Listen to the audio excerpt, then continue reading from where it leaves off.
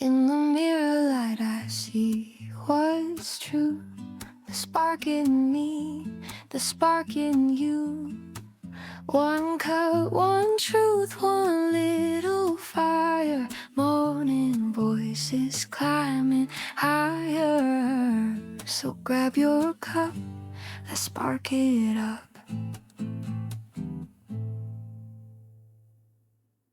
All right, I want to start with something I've been watching happen in real time.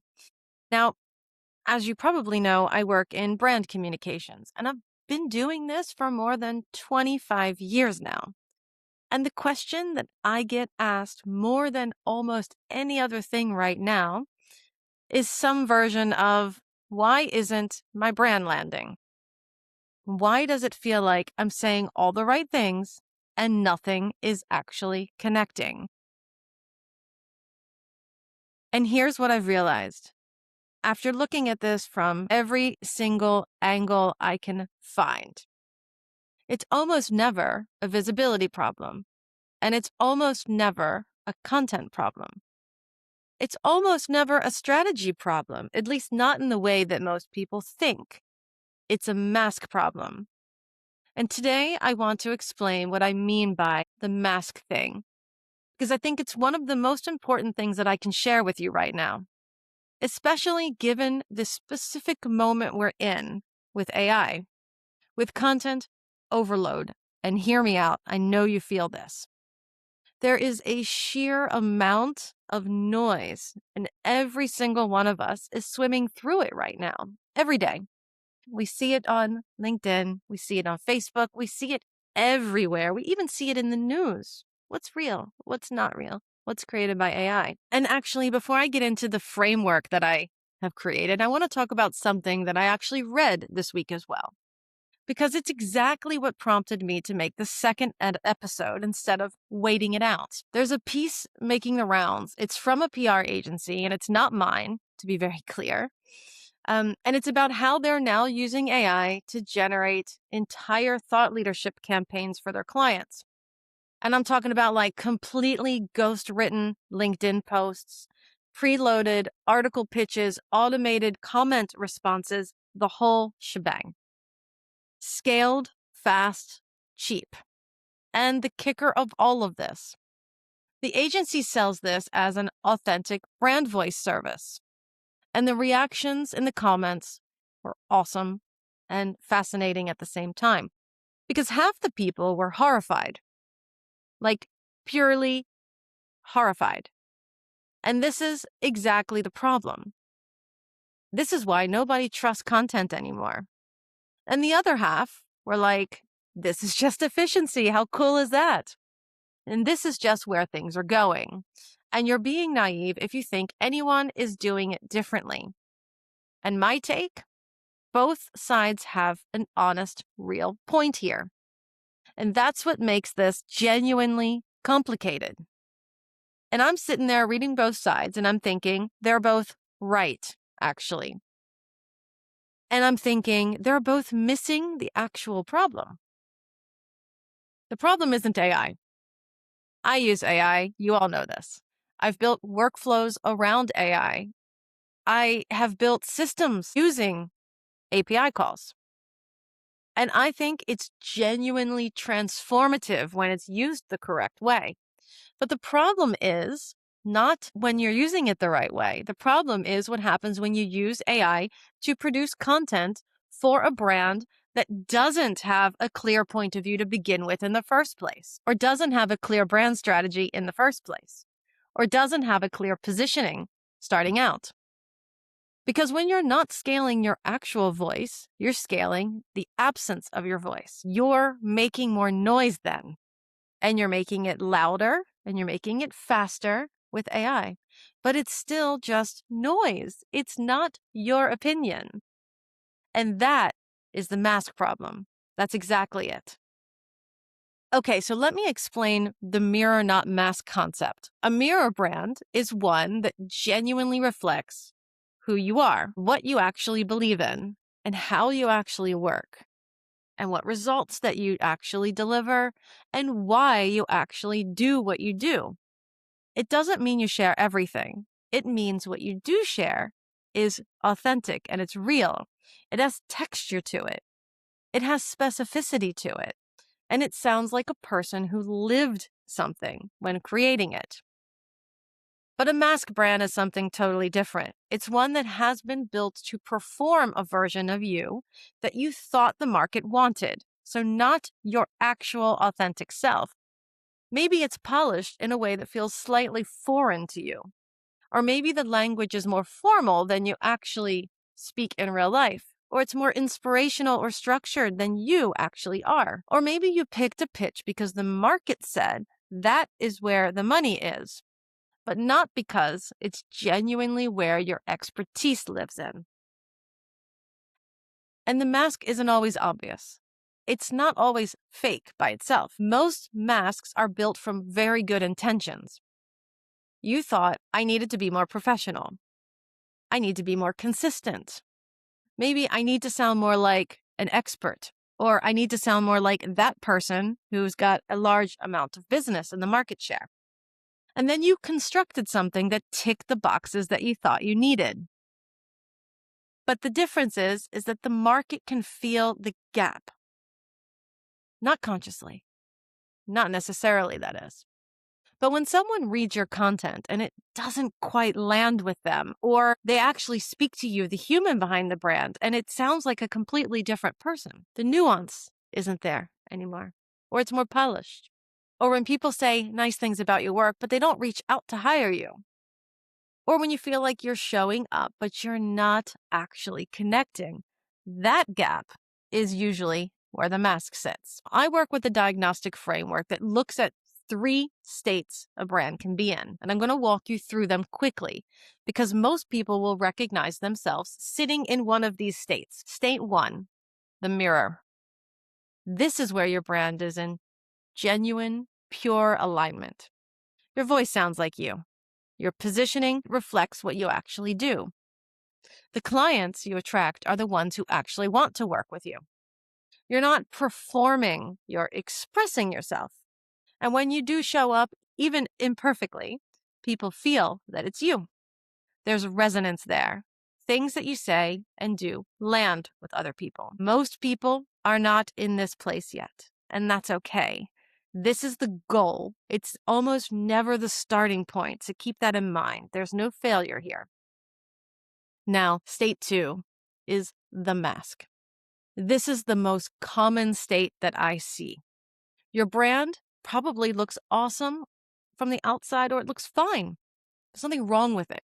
You have a website, you have content, you have a niche statement about what you do, but there's a layer of performance sitting between you and the market, and you can feel it every time you write something.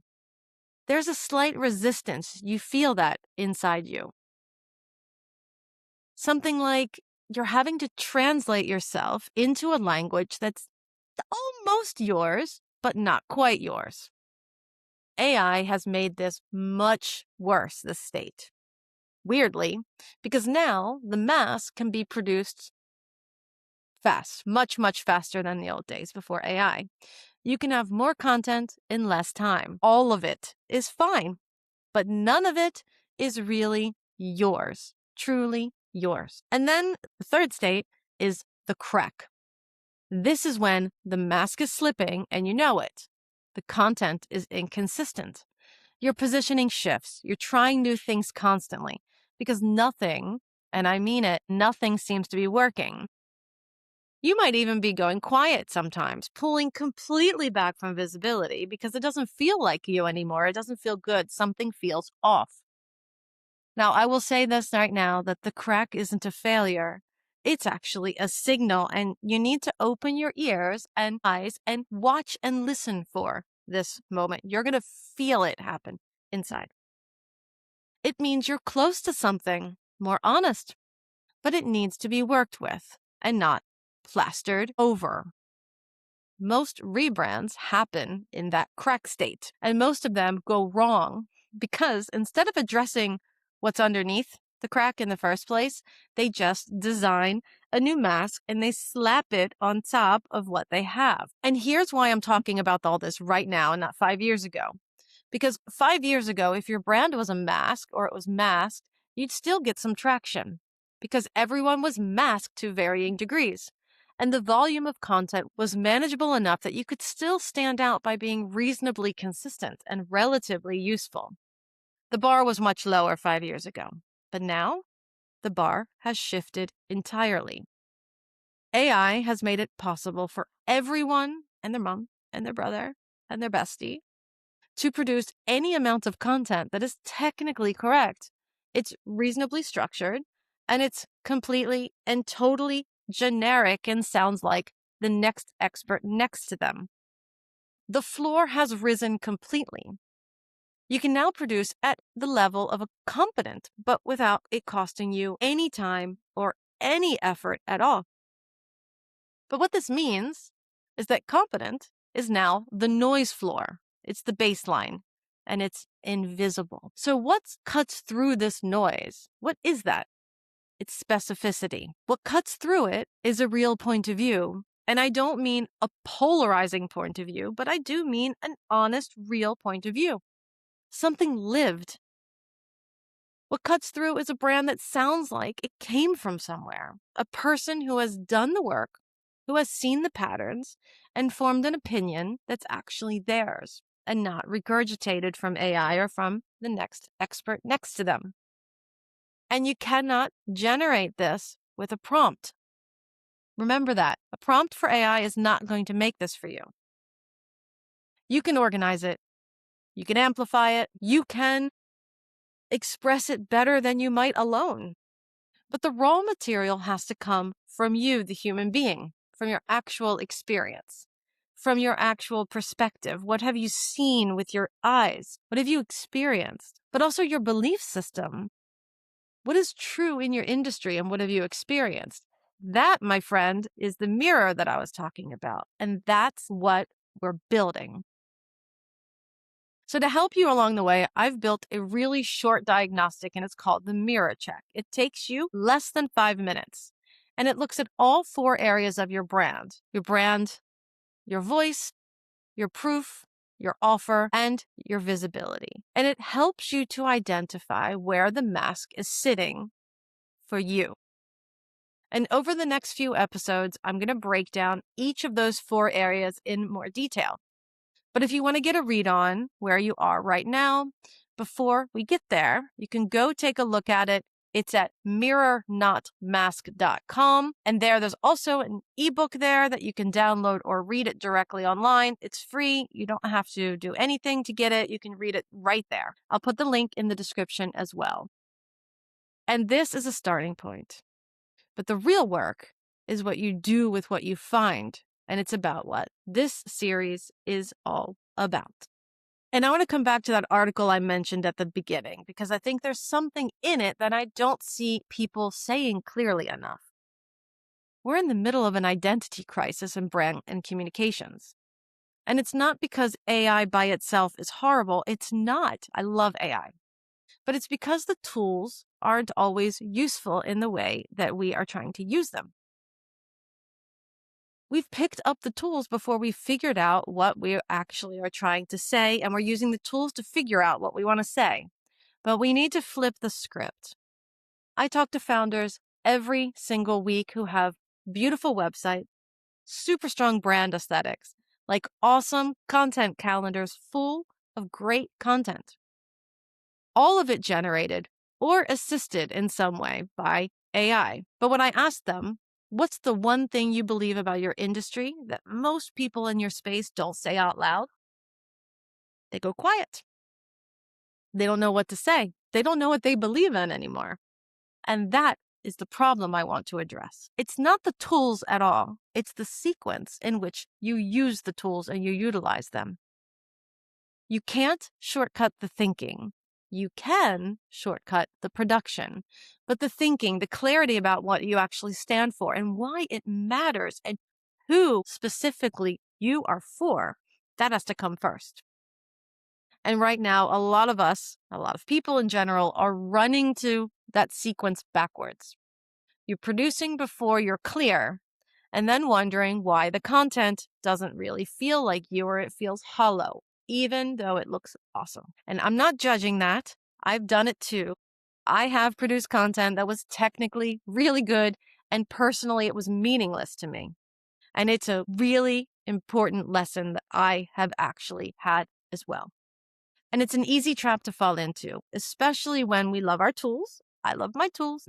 And especially when the tools make production feel like you're making progress, and the tools are constantly telling you about new things you should produce. Toggle that off, by the way. It's not progress until it sounds like you. It's not done. So that's the framework. Mirror versus mask. 3 brand states, and the reason it matters more now than it ever has before. And in the next episode, I'm going to start with the first mirror check. That's voice. Do you actually sound like you? Do you sound like yourself? Because usually that's where the mask starts. And it's also the place where the work is most concrete and almost immediately impactful if you follow my advice. If something in this landed for you, share it with someone who needs to hear it today. And if you're still sitting there with something, a question, a reaction, a piece of this that doesn't quite fit your experience, I really want to hear from you. I want to hear it. You can find me on LinkedIn or through the website or through ogsolutions.nl. Thanks for being here, and I'm going to see you again in 2 weeks' time. See you then.